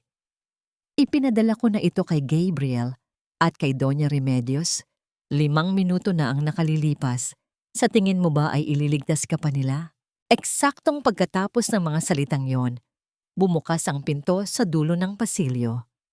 Lumabas si Doña Remedios, hawak ang kanyang sariling cellphone. Ang kanyang mukha ay tila isang bulkang sasabog sa tindi ng galit. Sa likuran niya ay si Gabriel, na ang hitsura ay tila ba pinagsakluban ng langit at lupa. Walang hiya ka! Ang hiyaw ni Doña Remedios habang mabilis na lumalapit. Pinatira kita sa bahay ko. Pinagkatiwalaan kita. At heto ang igaganti mo? Pag nanakawan mo kami, mabilis na itinago ni Sofia ang patalim sa kanyang likuran, ngunit huli na. Isang malakas na sampal ang dumapo sa kanyang pisngi mula kay Doña Remedios. Ang tunog ng pagtama ng palad sa balat ay umalingaw-ngaw sa buong pasilyo. Napasandal si Sofia sa pader, ang kanyang buhok ay nagkagulo at ang kanyang dignidad ay tuluyan ng nadurog. Mami, hayaan niyo akong magpaliwanag. Ang pagsusumamo ni Sofia, ngunit isang pandidirig na tingin lamang ang ibinigay ni Gabriel sa kanya. Umalis ka na, Sofia. Bago ko patawagin ang mga gwardya para kaladkarin ka palabas, ang sabi ni Gabriel. Ang kanyang boses ay walang bakas ng pag-ibig, tanging pagkamuhi. Wala kang makukuha sa akin. Kahit isang kusing, isusuka ka ng pamilyang ito. Naiwan si Sofia na nakasalampak sa sahig, humihagulgol sa kahihiyan, habang ang pamilya, Tran ay tinalikuran siya. Ngunit sa kabila ng lahat, hindi naramdaman ni Clara ang ganap na kaligayahan. Tiningnan niya ang kanyang asawa at ang kanyang biyenan. Alam niyang ang pagpapaalis kay Sofia ay hindi dahil sa pagmamahal sa kanya, kundi dahil sa takot na mawala ang kanilang yaman. "Huwag kayong mag-alala," ang sabi ni Clara habang naglalakad patungo sa silid ni Angelo. "Hindi pa tayo tapos. Ang pagkakaalis ni Sofia ay bawas sa mga basura sa buhay ko. Pero ang utang niyo sa amin ni Angelo, iyon ang susunod kong sisingilin." Pumasok si Clara sa silid at niyakap ang kanyang anak na nagising dahil sa ingay. Sa labas ng ospital, ang sirena ng mga pulis ay unti-unti nang lumalapit para kay Sofia. Isang kabanata ang natapos, ngunit isang mas mapanganib na laro ang nagsisimula. Dahil sa gitna ng kanyang pag-iisa sa sahig, isang madilim na ngiti ang sumilay sa labi ni Sofia. Inilabas niya ang isang maliit na remote control mula sa kanyang bulsa. "Kung hindi mapupunta sa akin ang yaman ng mga Tran, walang makakakuha nito. Walang matitira sa inyong lahat." Isang malakas na panginginig ang naramdaman ni Clara mula sa ilalim ng kanyang mga paa. Isang panganib na mas malaki kaysa sa balisong ni Sofia ang naghihintay sa kanilang lahat. "Kung hindi mapupunta sa akin ang yaman ng mga Tran, mas mabuting wala nang matira sa inyong lahat. Sisiguraduhin kong sa abo ang bagsak ng pamilyang ito." Ang boses ni Sofia sa kabilang linya ng telepono ay hindi na tao. Ito ay parang isang halimaw na naglalaway sa galit. Habang naririnig ni Clara ang mga salitang iyon, isang malakas na panginginig ang yumanig sa buong gusali ng ospital. Ang mga salamin sa bintana ay nagkangit-ngit at ang mga ilaw sa kisame ay kumurap-kurap bago tuluyang namatay. Ang usok na nanggagaling sa basement ay nagsimulang pumasok sa mga pasilyo na nagdulot ng kaguluhan at takbo ng mga nurse at pasyente. "Angelo!" Ang hiyaw ni Clara ay nabaon sa ingay ng mga sirena ng emergency alarm. Mabilis siyang tumakbo patungo sa silid ng kanyang anak. Ang kanyang mga kamay ay nanginginig at ang kanyang puso ay tila gustong kumawala sa kanyang dibdib. Ang bawat hakbang niya ay puno ng panalangin. Isang desperadong pakikipag-usap sa langit na huwag hayaang muling saktan ang kanyang munting anghel. Ngunit nang itulak ni Clara ang pinto ng silid, ang tanging sumalubong sa kanya ay ang malamig na hangin mula sa bukas na bintana. Ang kama ni Angelo ay maayos pa, ngunit ang bata ay wala na roon. Tanging ang maliit na stuffed toy na aso na siyang paboritong kalaro ni Angelo ang naiwan sa sahig, nakadapa sa gitna ng kadiliman. Naramdaman ni Clara ang paghinto ng pag-ikot ng kanyang mundo. Lumuhod siya sa sahig at kinuha ang laruan. Idiniin ito sa kanyang ilong upang amuyin ang natitirang bango ng kanyang anak. Ang amoy ng baby powder at gatas ay humahalo sa amoy ng sunog na kable, isang kombinasyon na nagpahirap sa kanyang paghinga. "Gabriel! Nawawala si Angelo! Kinuha siya ni Sofia!" Ang sigaw ni Clara nang makita ang asawa na hingal na pumasok sa silid. Napatigil si Gabriel. Ang kanyang mukha ay puno ng uling at pawis. Sa gitna ng dilim, nakita ni Clara ang pag-aalinlangan sa mga mata ni Gabriel. Hindi ito ang takot ng isang ama. Ito ay ang takot ng isang lalaking iniisip ang epekto nito sa stock market ng kanilang kumpanya kapag nalamang may naganap na kidnapping sa loob ng pamilya. "Clara, huminahon ka. Baka nagkamali lang tayo. Baka kinuha lang siya ng mga nurse para ilikas." Ang sabi ni Gabriel, ang kanyang boses ay pilit na ginagawang mahinahon, ngunit halata ang panginginig. "Huminahon! Gabriel, kinuha ng baliw mong kalaguyo ang anak ko. At ikaw, iniisip mo pa rin ang sasabihin ng mga tao?" Isang malakas na sampal ang ibinigay ni Clara kay Gabriel, sapat na upang magising ang lalaki mula sa kanyang pagiging makasarili. Kung may mangyaring masama kay Amo Angelo, Isinusumpa ko, ako mismo ang papatay sa'yo bago ako sumunod sa anak ko. Biglang tumunog ang cellphone ni Clara. Isang hindi kilalang numero.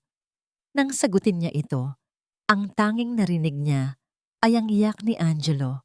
Isang iyak na puno ng takot at pagtawag sa kanyang pangalan. Mama, Mama, natatakot ako. Madilim dito, Mama. Angelo, Angelo, huwag kang matakot. Nandyan si Mama. Sofia, nasaan ka? Huwag mong sasaktan ang anak ko. Ang pagmamakaawa ni Clara, ang kanyang bin ay napalitan ng isang desperadong pagsusumamo. Nandito kami sa lugar kung saan nagsimula ang lahat, Clara. Ang sagot ni Sofia, ang kanyang boses ay tila isang kuskos ng bakal sa semento. Sa hangar ng airport, kung saan mo naramdaman ang unang sakit ng panganganak, doon ko rin tatapusin ang lahat. Mayroon kang 30 minuto. Mag-isa ka lang dapat. Kung may makita akong pulis o kahit ang duwag mong asawa, sisiguraduhin kong hindi mo na muling makikita ang tagapagmana na ito. Pinatay ni Sofia ang tawag. Nanatiling nakatitig si Clara sa screen ng kanyang cellphone.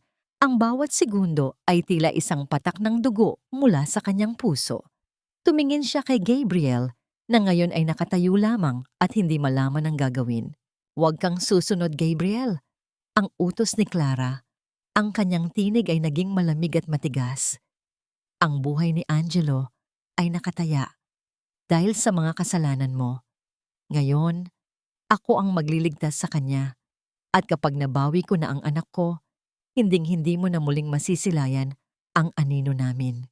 Tumakbo si Clara palabas ng ospital, hindi inalintana ang ulan na nagsisimula ng pumatak. Ang bawat patak ng ulan ay paalala ng gabing iwan siya ni Gabriel, ang gabi ng kanyang pinakamatinding pighati. Ngunit sa pagkakataong ito, hindi siya ang mahinang babaeng nakaluhod. Siya ay isang inang handang makipagpatayan para sa kanyang anak. Pagdating niya sa hangar, ang paligid ay madilim at puno ng mga anino ng mga lumang eroplano. Sa gitna ng malawak na espasyo, nakita niya si Sofia na nakatayo sa tabi ng isang drum ng gasolina.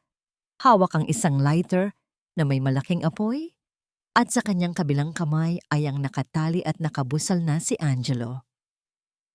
Clara, tamang-tama ang dating mo. Ang bati ni Sofia. Ang kanyang mga mata ay nanlilisik sa dilim. Handa ka na bang panoorin ang huling kabanata ng buhay niyo? Napatigil si Clara. Ang kanyang hininga ay garis sa kanyang baga. Ang tanging nakikita niya ay ang takot sa mga mata ni Angelo. Isang maling galaw. At ang lahat ay magiging abo. Ang bawat kisap ng apoy mula sa hawak na lighter ni Sofia ay tila isang sayaw ng kamatayan sa gitna ng madilim na hangar. Ang amoy ng gasolina ay nanunuot sa bawat hininga ni Clara, isang paalala na ang buong paligid ay maaari nang maging isang dambuhalang kabaong sa isang pitik lamang ng daliri. Sofia, bitawan mo ang anak ko. Sa akin ka may galit, hindi sa kanya. Ako ang harapin mo. Huwag ang isang batang walang kinalaman sa mga pagkakamali natin. Ang boses ni Clara ay nanginginig, hindi dahil sa lamig ng gabi, kundi dahil sa pagsusumamo ng isang inang nakikita ang kanyang mundo na nakatali at nakabusal sa paanan ng isang baliw. Tumawa si Sofia, isang tunog na tuyot at puno ng kawalan ng pag-asa. Ang kanyang mga mata ay nanlilisik. Ang kanyang ayos ay malayong malayo sa dati niyang marangyang anyo. Walang kinalaman? Siya ang dahilan kung bakit itinapon ako ni Gabriel. Siya ang dahilan kung bakit ang lahat ng pinaghirapan kong makuha ay biglang naglaho. Kung wala ang batang ito, babalik sa akin si Gabriel. Kung wala kayong dalawa, ako uli ang magiging reyna ng mga Tran. Hindi ka na kailanman magiging bahagi ng pamilyang yon, Sofia. Kahit mawala kami, ang puot ang tanging matitira sa'yo. Ang hiyaw ni Clara habang dahan-dahang humahakbang palapit. Ang kanyang mga kamay ay nakabukas upang ipakita na wala siyang dalang sandata. Sa kabilang bahagi ng hangar, Sa gitna ng mga anino ng mga lumang makina, isang anino ang mabilis na gumalaw. Si Gabriel. Ngunit sa pagkakataong ito, hindi siya ang matikas na negosyanteng laging maingat sa kanyang imahe. Ang kanyang tuksido ay punit-punit, ang kanyang mukha ay basang-basa ng luha at ulan. Nakita niya si Angelo, ang batang isinilang, sa gitna ng unos na siya mismo ang gumawa. Ngayon, sa kauna-unahang pagkakataon, naramdaman ni Gabriel ang bigat ng bawat segundong pinalampas niya na hindi naging ama. Sofia, itigil mo yan. Ang sigaw ni Gabriel habang lumalabas mula sa dilim. Napatigil si Sofia, ang kanyang kamay na may hawak na lighter ay bahagyang nanginig. Gabriel, naparito ka para sa akin? Sasabihin mo bang nagkamali ka lang? Na mahal mo pa rin ako? Tumingin si Gabriel kay Clara. Pagkatapos ay kay Angelo. Ang takot sa mga mata ng kanyang anak ay tila 1,000 kutsilyo na sumasaksak sa kanyang konsensya. Patawarin mo ako, Sofia. Pero ang tanging mahal ko ay ang pamilyang sinira ko. Bitawan mo ang anak ko. Parang awa mo na. Ang pag-amin ni Gabriel ay tila ang huling mitya na nagpasabog sa natitirang bait ni Sofia. Kung ganoon, magsama-sama kayo sa impyerno. Sa isang mabilis na galaw, itinapon ni Sofia ang lighter patungo sa drum ng gasolina. Ngunit bago pa ito tumama, mabilis na sumugod si Gabriel. Sa isang malakas na pagbangga ng kanilang mga katawan, nailayo ni Gabriel si Sofia mula sa drum. Ngunit ang lighter ay bumagsak sa sahig na may bahid na ng tumagas na krudo. Isang malakas na paglagablab ang sumunod. Ang apoy ay mabilis na gumapang, tila isang nagugutom na ahas na lumalamon sa lahat ng madadaanan nito. Ang tunog ng naglalagablab na apoy ay pumuno sa hangar, kasabay ng mga hiyaw ng takot. Mabilis na tumakbo si Clara patungo kay Angelo. Gamit ang kanyang mga kuko, pilit niyang kinalas ang mga tali sa kamay at paa ng kanyang anak. Ang init ay nagsisimula nang humapdi sa kanyang balat.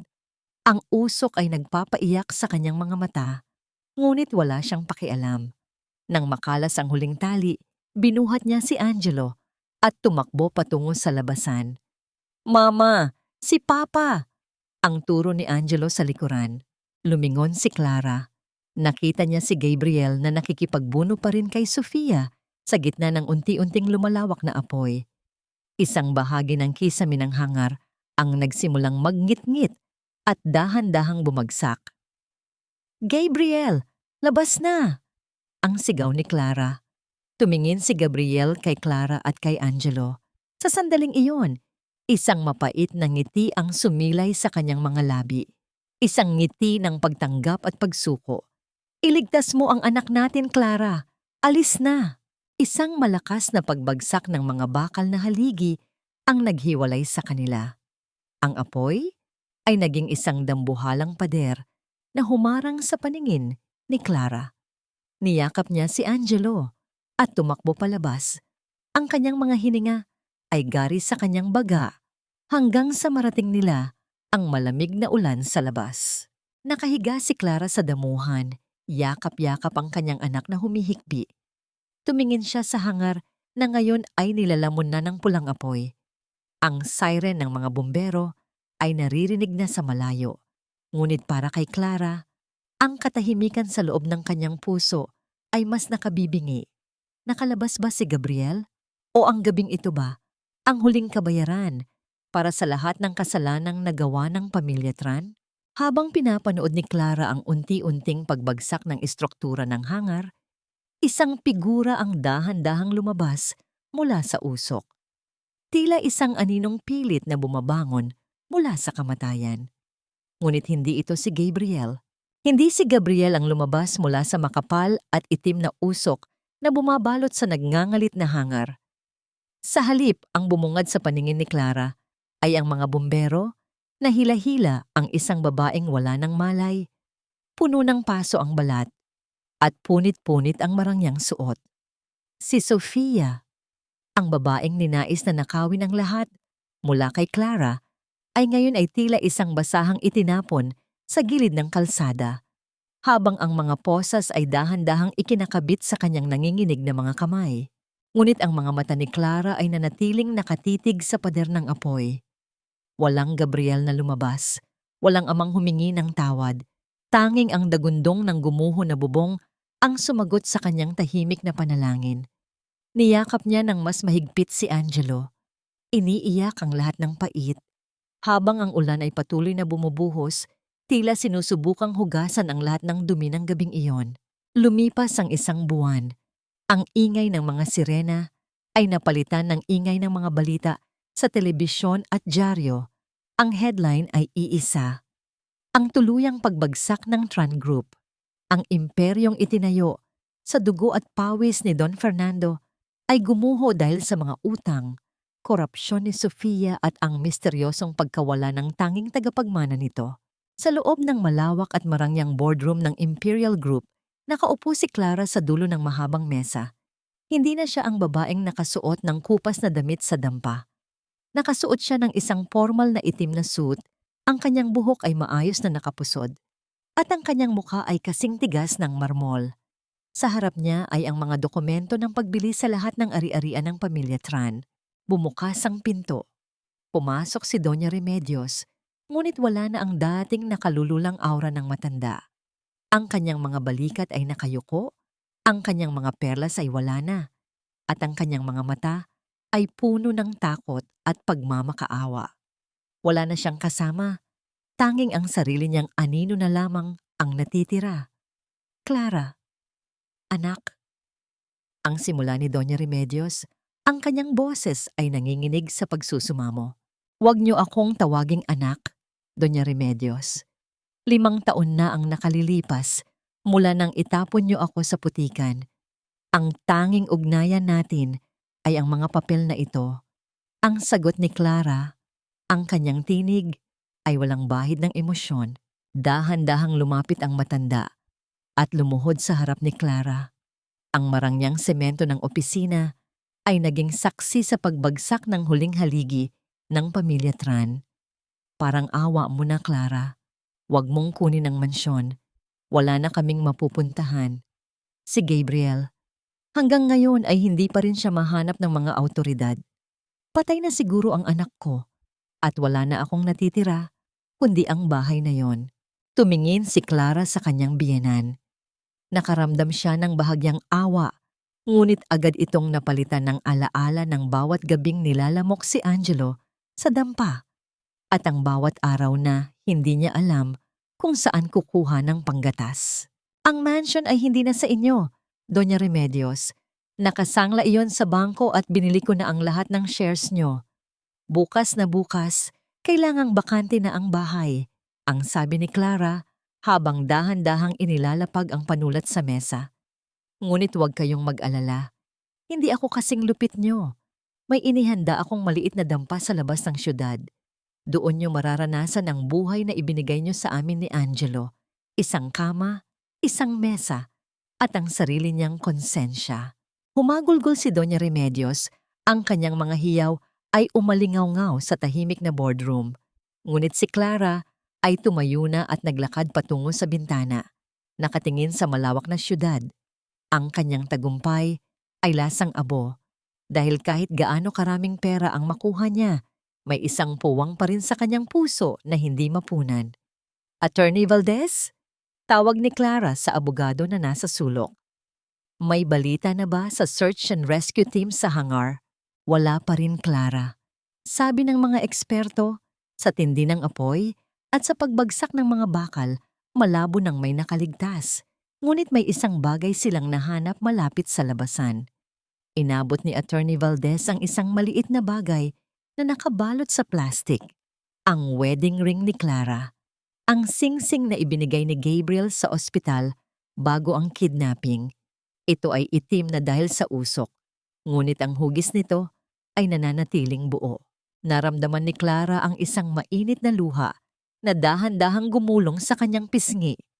Hinawakan niya ang singsing ng mahigpit. Sa gitna ng kanyang paghihiganti, nakalimutan niyang sa huling sandali. Pinili ni Gabriel na maging ama.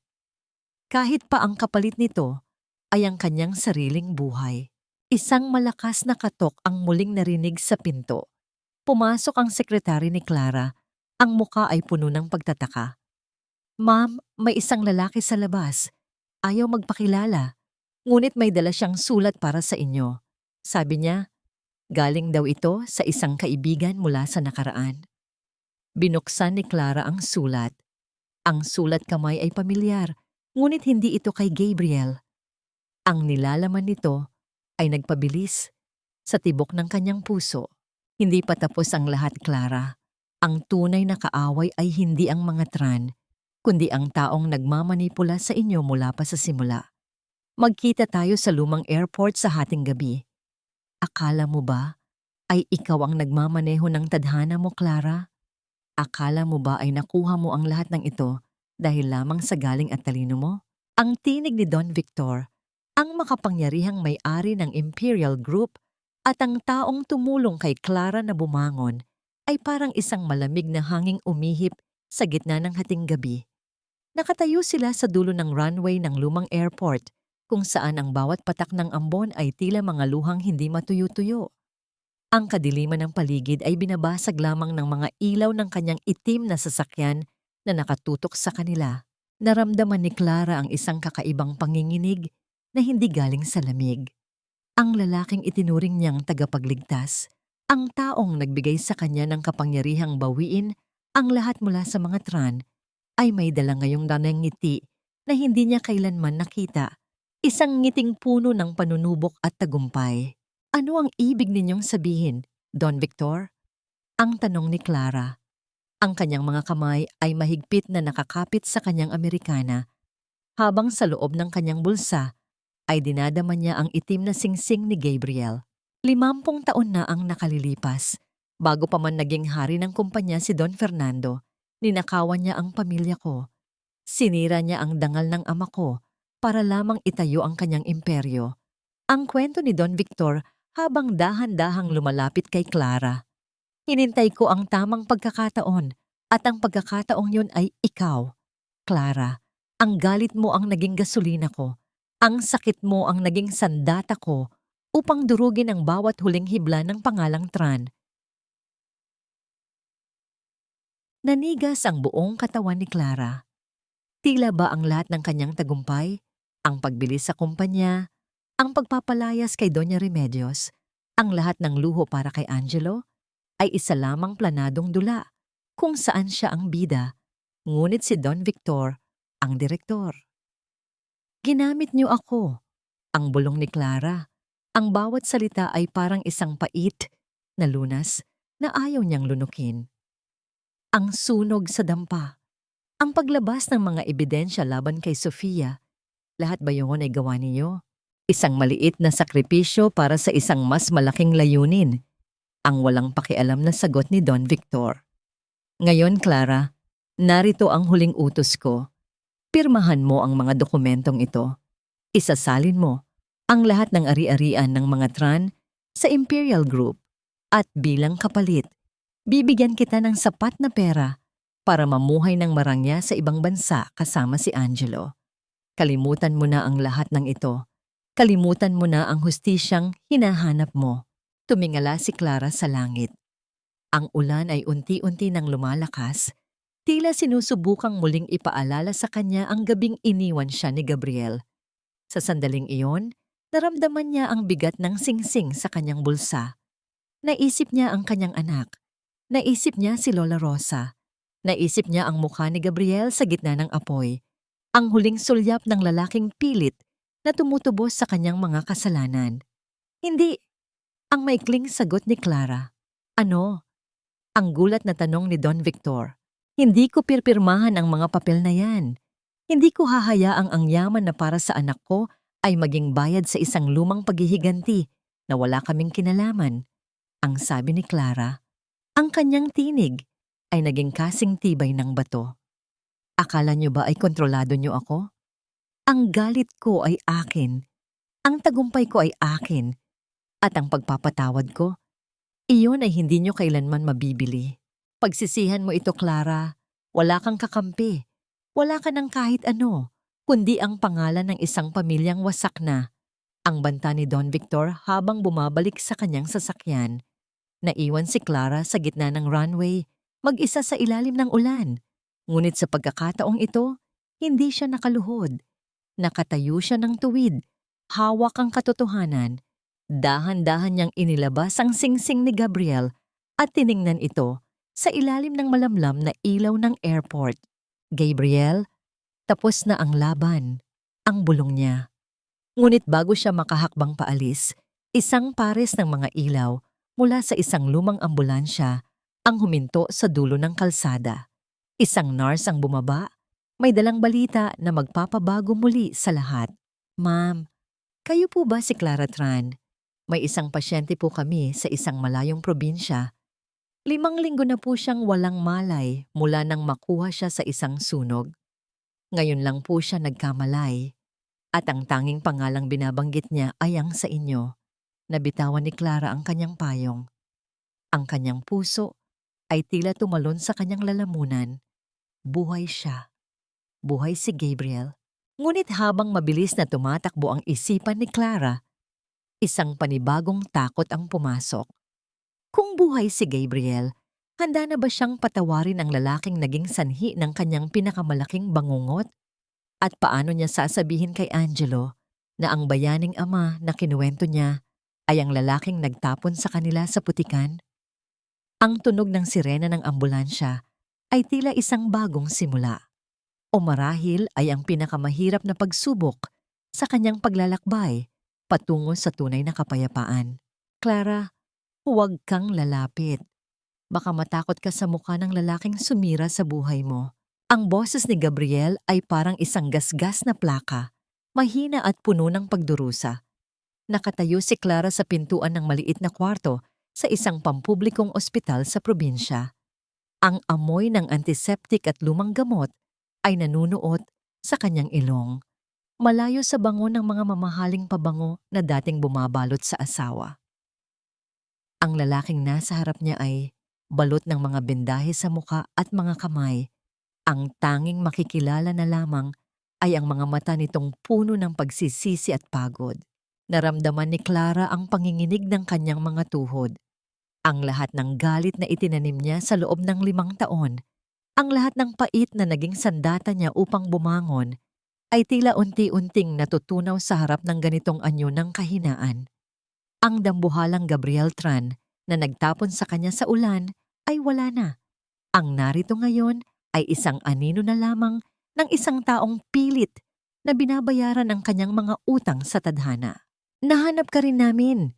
Ang tanging na ibulalas ni Clara. Ang kanyang boses ay naging marupok. Tila isang tuyong dahon na madaling mabuway ng hangin. Dahan-dahan siyang lumapit sa tabi ng kama. Ang bawat hakbang niya ay tila paglalakad sa gitna ng mga pira-pirasong alaala ng kanilang nakaraan. Si Angelo, nasaan ang anak ko? Ang tanong ni Gabriel. Ang kanyang mga mata ay nagsimulang mapuno ng luha na hindi makadaloy ng maayos dahil sa mga bendahe. Nasa labas siya, kasama si Lola Rosa. Hindi ko alam kung handa na siyang makita ka, Gabriel. Para sa kanya, ang tatay niya ay isang bayaning nagligtas sa kanya sa apoy, hindi ang lalaking nag-iwan sa amin sa airport. Ang sagot ni Clara, habang dahan-dahang inilalapag ang itim na wedding ring sa ibabaw ng maliit na mesa sa tabi ng kama. Nang makita ni Gabriel ang singsing, isang gumaralgal na hikbi ang kumawala sa kanyang dibdib. Patawarin mo ako, Clara. Sa bawat gabi na nasa gitna ako ng apoy, ang tanging iniisip ko ay ang pagkakataong masabi sa iyo kung gaano ako nagsisisi. Hindi ko kailangan ng kumpanya, hindi ko kailangan ng yaman. Gusto ko lang malaman niyo na mahal ko kayo. Kahit huli na. Isang golden moment ang namayani sa pagitan nila nang hawakan ni Clara ang dulo ng daliri ni Gabriel na walang bendahe. Ang haplos na yon ay hindi puno ng pagnanasa, kundi ng isang tahimik na pagtanggap. Hindi pa ito ganap na pagpapatawad, ngunit ito ay simula ng paghihilom. Napagtanto ni Clara na ang pagkakakulong sa puot ay mas nakakasakit kaysa sa mismong sugat ng nakaraan.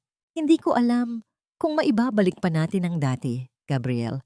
Masyadong maraming nawala, masyadong maraming nasira.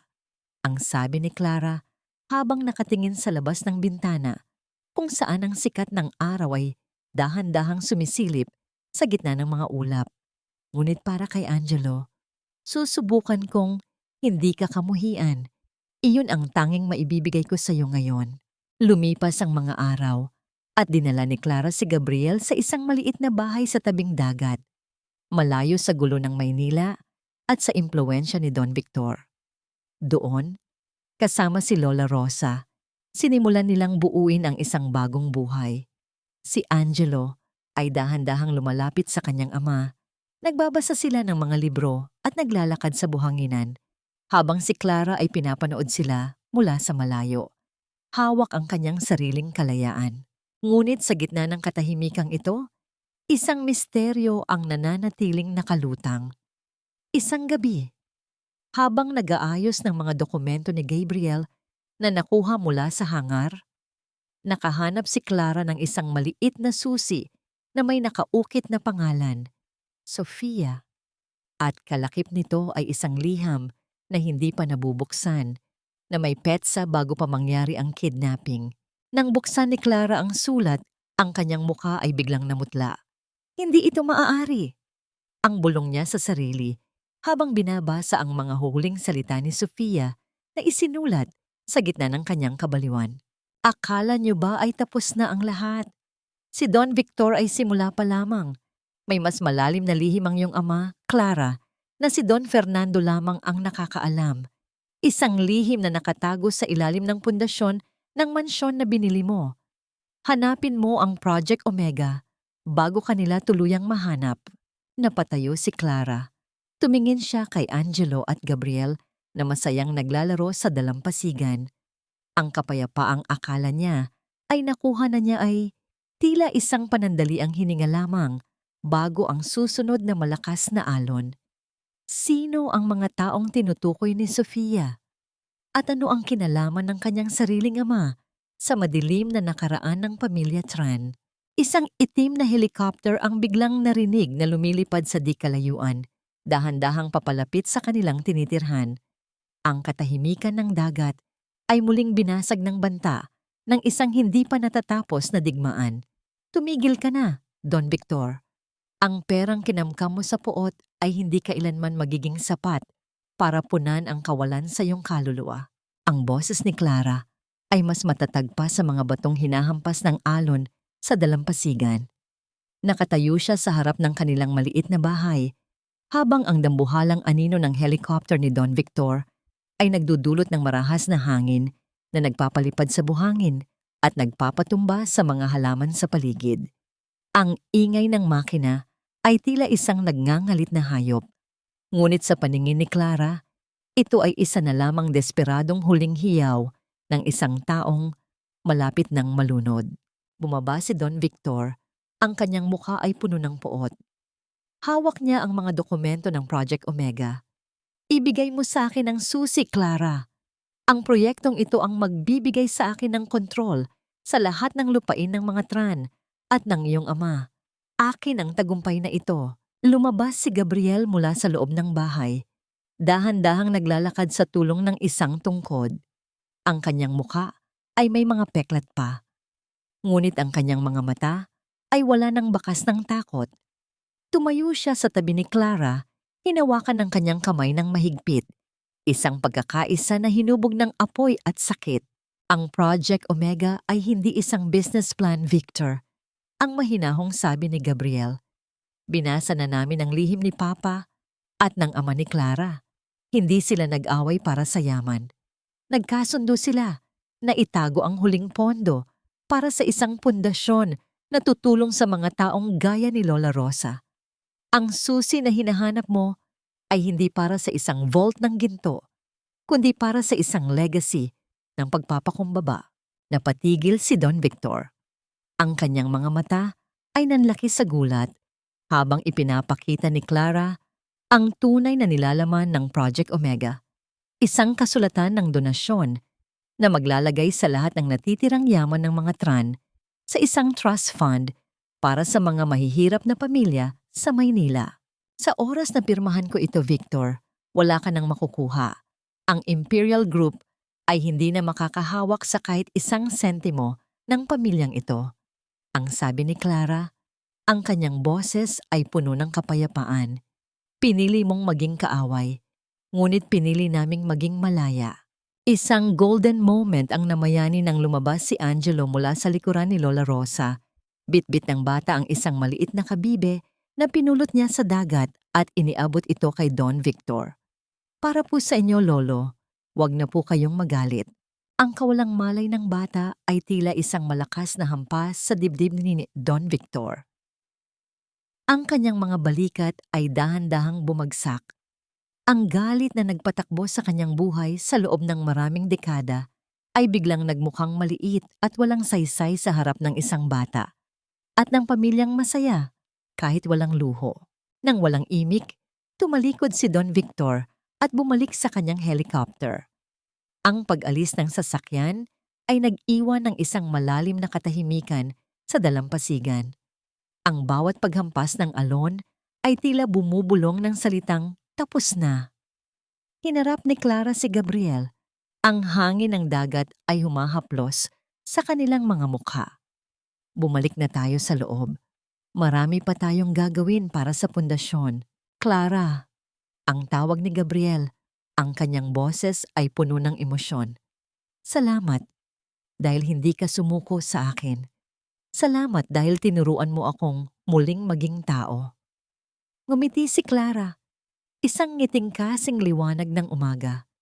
Hindi ako sumuko dahil alam kong sa ilalim ng lahat ng sakit, may isang pamilyang naghihintay na mabuo muli. Ito ang tunay nating tagumpay, Gabriel.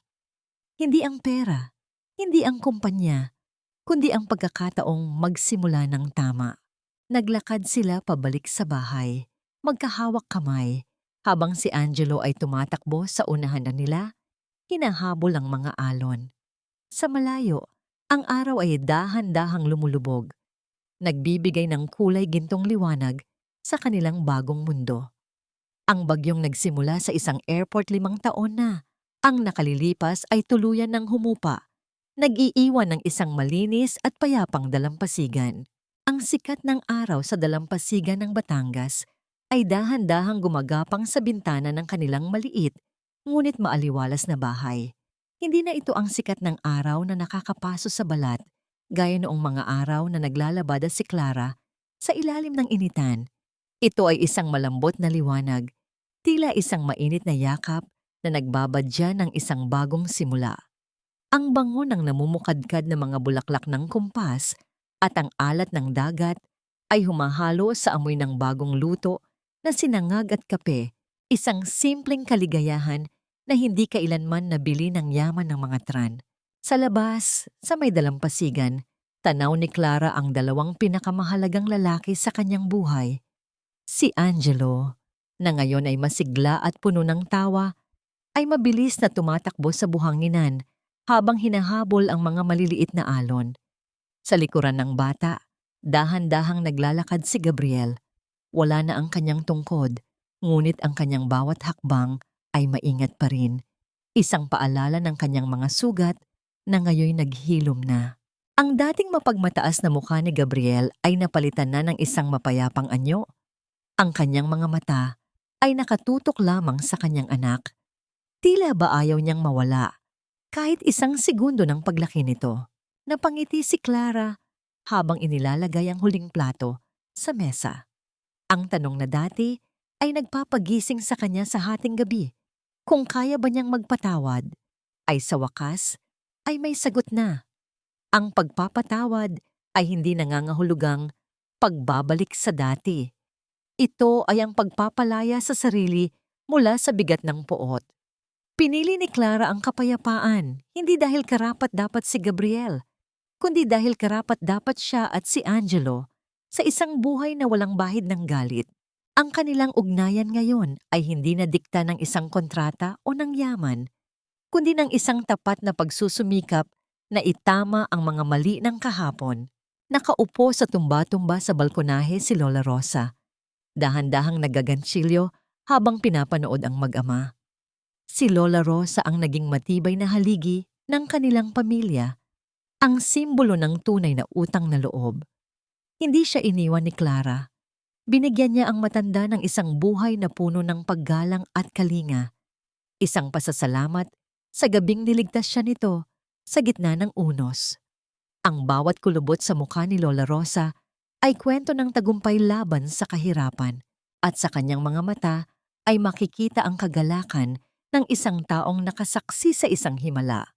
Ang Project Omega na dati ay pinag-aagawan ng mga sakim, ngayon ay ganap na ring isang pundasyon. Ang mansyon ng mga Tran ay naging isang shelter para sa mga inang itinapon ng lipunan, isang kuta kung saan ang bawat Clara na nakaranas ng sakit ay makakahanap ng pagkakataong bumangon. Ang bawat tagumpay ng pundasyon ay ang tunay na ganti ni Clara. Ang pagpapakita na ang kabutihan ay mas makapangyarihan kaysa sa anumang kasamaan. "Mama, halika na po! Ang daming isda!" Ang hiyaw ni Angelo habang kumakaway sa kanyang ina. Lumakad si Clara patungo sa kanila. Ang kanyang bawat hakbang sa buhangin ay magaan at puno ng kumpiyansa. Nang makarating siya sa tabi ni Gabriel, dahan-dahang humawak ang lalaki sa kanyang balikat. Isang tahimik na pagkilala sa lahat ng kanilang pinagdaanan. Ang kanilang mga anino sa buhangin ay nagtatagpo, hindi na bilang mga estranghero, kundi bilang mga magulang na handang harapin ang anumang bukas. Ang buhay ay tila isang malawak na karagatan. May mga pagkakataon na ang alon ay marahas at mapanira. Ngunit natutunan ni Clara na ang bawat bagyo ay may katapusan.